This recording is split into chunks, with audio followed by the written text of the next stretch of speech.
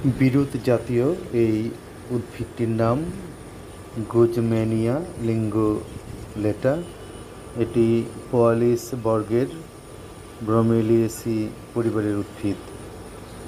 Spanish ইকুয়েডরীয় pharmacist প্রকৃতিবিদ আনাস্তাসিও গুজম্যানের নাম অনুসারে এর গণের নামকরণ করা হয়েছে। ইনডোর এবং আউটডোর উভয় স্থানেই লাগানোর উপযুক্ত এই উদ্ভিদ। এর আকর্ষণীয় অংশ হচ্ছে কমলা এবং লাল বর্ণের মঞ্জুরি পত্র। গ্রীষ্মে ফুল ফোটার পর উদ্ভিদ মারা যায়, কিন্তু মাটিতে থাকা অফসেট থেকে বংশবৃদ্ধি করা যায়।